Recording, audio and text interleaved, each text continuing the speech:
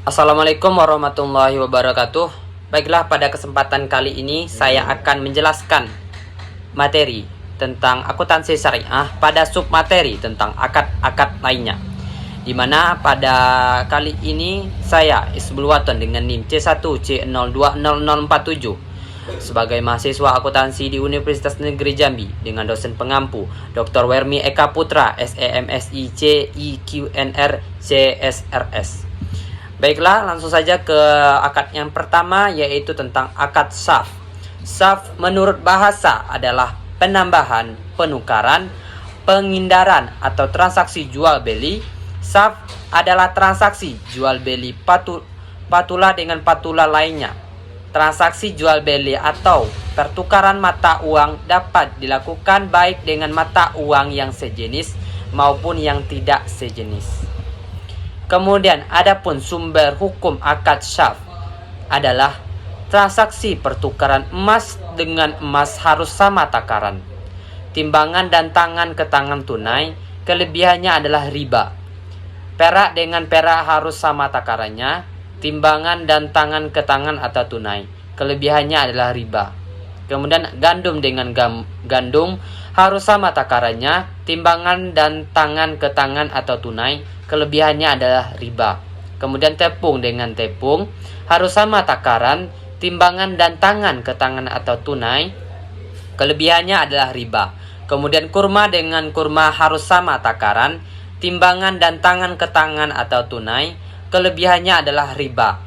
Garam dengan garam sama takarannya. Timbangan dan tangan ke tangan tunai, kelebihannya adalah riba. Hadis riwayat Muslim.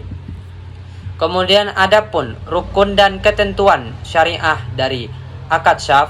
Yang pertama adalah 1. Rukun transaksi syaf terdiri dari A. Pelaku terdiri atas pembeli dan penjual.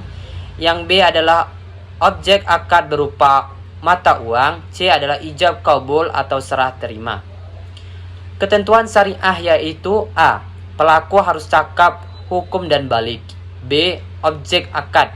Yang pertama adalah 1. Nilai tukar atau kurs mata uang yang telah diketahui oleh kedua belah pihak. Kemudian ada yang kedua adalah patula yang diperbelikan telah dikuasai baik oleh pembeli ataupun penjual sebelum keduanya berpisah. Yang ketiga adalah apabila mata uang atau patula yang diperjualbelikan itu dari jenis yang sama, maka jual beli mata uang itu harus dilakukan dalam kuantitas yang sama, sekalipun model dari mata uang yang berbeda. Yang keempat adalah akad syaf tidak boleh ada hak khiyar syarat bagi pembeli.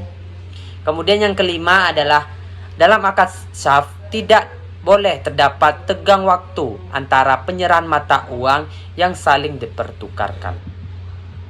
Kemudian adapun akad yang kedua yaitu akad wadiyah. Wadiyah merupakan simpanan atau deposit barang atau dana kepada pemilik kepada pihak yang bukan pemiliknya untuk tujuan keamanan. Wadiyah adalah akad penitipan dari pihak yang mempunyai uang barang kepada pihak yang menerima titipan. Dengan catatan manapun titipan diambil, pihak penerima titipan wajib menyerahkan kembali uang barang titipan tersebut dan yang menjadi penjamin pengambil barang titipan.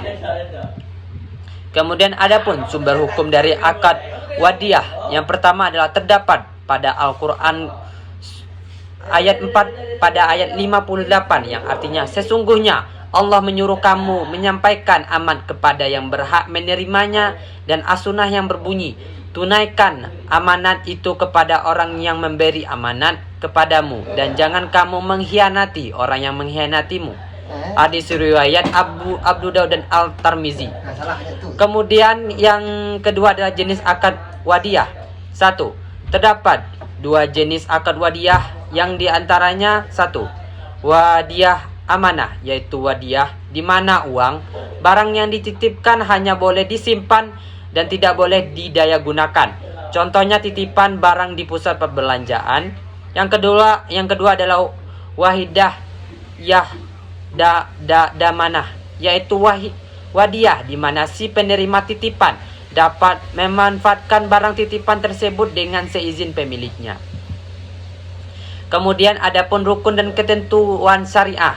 Rukun wahidah ada 3, di antaranya pelaku terdiri dari pemilik barang, pihak yang menitip atau wadid, dan pihak yang menyimpan atau mustada.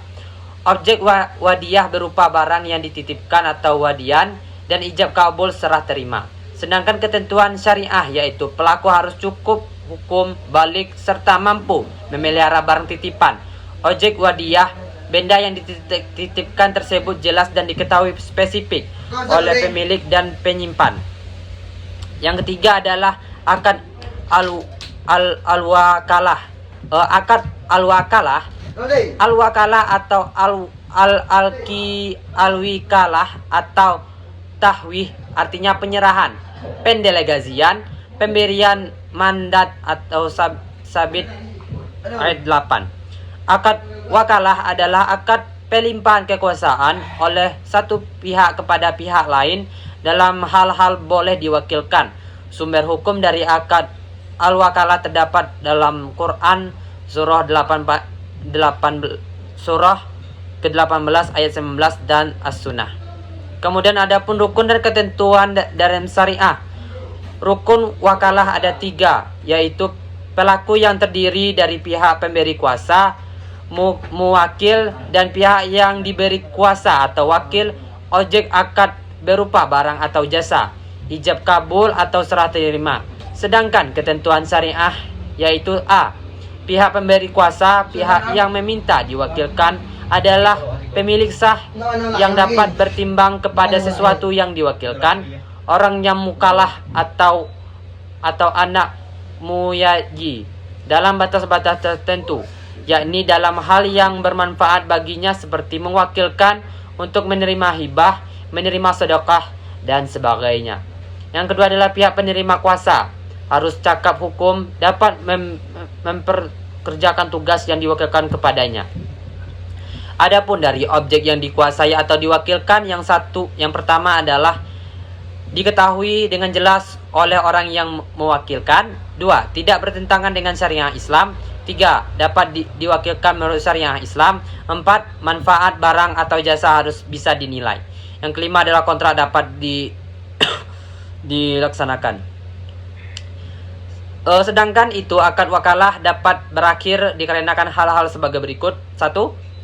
Salah seorang pelaku meninggal dunia atau hilang akal atau gila. Yang kedua adalah pekerjaan yang diwakilkan sudah selesai dan pengutusan oleh pihak yang mewakilkan mengundurkan diri. 3. Orang yang mewakilkan sudah tidak memiliki status kepemilikan atas sesuatu yang diwakilkan. Yang keempat adalah akad al-kalafah.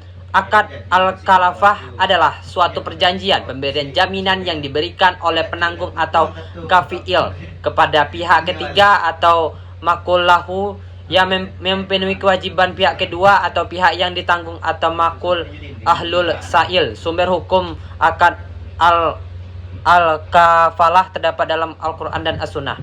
1. Adapun rukun dan ketentuan dari syariah dari akad al-kalafah. Rukun al-kalafah ada 3, yaitu pelaku yang terdiri atas pihak peminjam, pihak yang berutang, dan pihak yang diutang. Pihak objek akad terdiri tanggungan pihak yang berutang baik berupa barang, jasa, atau pekerjaan, ijab kabul, serah terima. Sedangkan ketentuan syariah. 1. Pihak penjamin atau kafil balik dan berakal sehat berhak membentuk, melakukan tindakan hukum dalam urusan hartanya dan rela untuk bertanggungan kalafah tersebut. 2. Pihak yang berutang atau sa'il ma'ka'aluf anhu sanggup menyerahkan tanggungannya utang kepada peminjam, dikenal dengan peminjam. Yang ketiga adalah pihak yang berpiutang atau kafulahu, diketahui identitasnya, dapat hadir pada akad dan memberi kuasa dan berakal sehat. Kemudian objek peminjam atau maf'ul bihi. 1. Merupakan pihak atau orang yang berutang baik berupa uang, benda maupun pekerjaan. 2. Bisa dilaksanakan oleh peminjam. 3. Harus merupakan utang pengikat yang tidak mungkin hapus kecuali setelah dibayar atau dibebaskan. 4. Harus jelas nilai, jumlah dan spesifikasinya. 5. Tidak bertentangan dengan syariah. Kemudian sementara itu berakhirnya akad kafah karena beberapa hal berikut. 1. Ketika uang telah diselesaikan baik dengan orang yang berutang atau pihak peminjam atau pihak kreditor menghadiahkan atau membebaskan utangnya kepada orang yang berutang. Yang kedua adalah kreditor melepaskan utangnya kepada orang yang berutang, tidak pada peminjam, maka peminjam juga bebas untuk tidak menjamin utangnya tersebut. Namun jika kreditor melepaskan jaminan dari peminjam, bukan berarti orang yang berutang telah terlepas dari utang tersebut. 3. Ketika utang tersebut telah dialihkan atau hawalah. 4. Ketika peminjam menyelesaikan ke pihak lain melalui atrise kepada auditor. 5. Kreditor dapat mengakhiri kontak kafalah walaupun peminjam tidak menyetujuinya. 5. Kadul Hasan. Kadul Hasan adalah pinjaman tanpa dikenai biaya, hanya wajib membayar sebesar pokok utangnya. Pinjaman kar bertujuan diberikan kepada orang yang membutuhkan atau pihak memberi kemampuan finansial untuk tujuan sosial dan kemanusiaan. Sumber hukumnya terdapat dalam Quran surah Al-Baqarah ayat 280 dan As-Sunnah. Adapun rukun dan ketentuan syariah. 1. Rukun Kadul Hasan. Ada 3 diantaranya pelaku yang terdiri dari peminjam dan pemberi pinjaman, objek akad berupa utang dan yang dipinjamkan, ijab kabul serah terima. Sedangkan ketentuan syariahnya. 1. Pelaku harus cakap hukum dan balik. 2. Objek akad, jelas jenis pinjamannya dan waktu pelunasannya. Peminjam diwajibkan membayar pokok pinjaman pada waktu yang telah disepakati. 6. Apabila peminjam mengalami kesulitan keuangan, maka waktu peminjam dapat diperpanjang atau penghapusan sebagian atau seluruh kewajibannya. Yang keenam adalah akad al-hiwalah atau hawalah atau pengalihan. Hawalah secara harfiah artinya pengalihan, pemindahan, perubahan warna, kulit, atau pemikul sesuatu di antara pundak. Objek yang dialihkan dapat berupa utang atau piutang. Pada dasarnya adalah akad tabaru yang bertujuan untuk saling menolong untuk menghadap ridha Allah. Adapun jenis dari akad al-hiwalah, terdapat beberapa jenis akad hiwalah, di antaranya dapat ditinjau dari 1. Segi objek akad hiwalah dibagi menjadi 2. 1. Apabila yang dipindahkan itu merupakan hak penagih piutang, maka pemindahan itu disebut hiwalah al-haq, pemindahan hak anjak piutang. 2. Apabila yang dipindahkan itu kewajiban untuk membayar utang, maka pemindahan itu disebut hiwalah al-dain atau pemindahan utang. 2. Sisi persyaratan hiwalah terbagi menjadi 2. 1. Hiwalah al-muqayyadah, pemindahan bersyarat. Hawalah di mana muhil adalah pihak yang berutang sekaligus berpiutang kepada mu'al alaih. 2. Hawalah al-muttaqalah, pemindahan mutlak.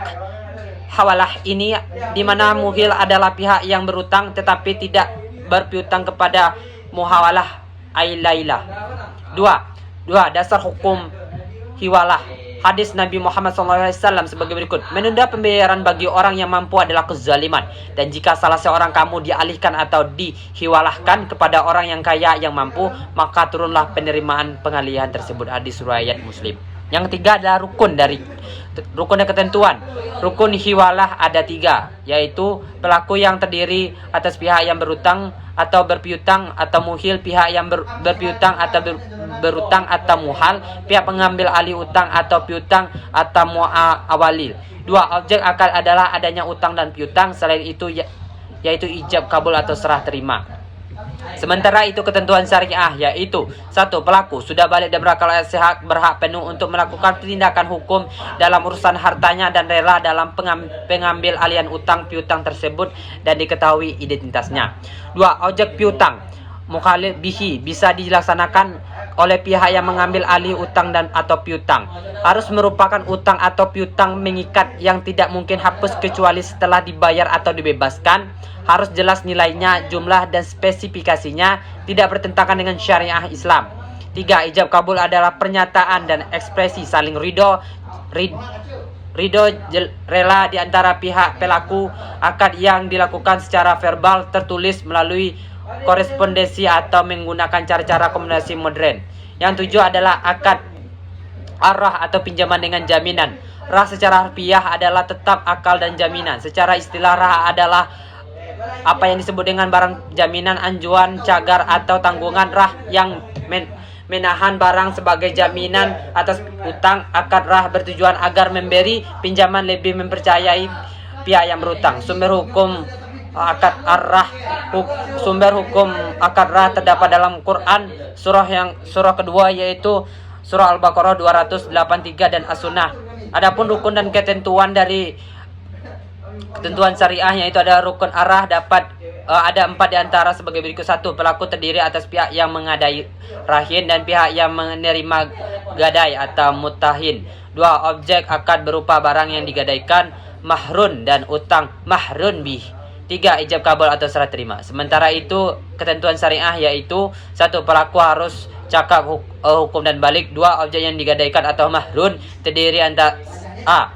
Barang gadai dapat dijual dan nilainya seimbang. Barang bernilai dan dapat dimanfaatkan, harus jelas dan dapat ditentukan secara spesifik, tidak terkait dengan barang orang lain dalam hal kepemilikan.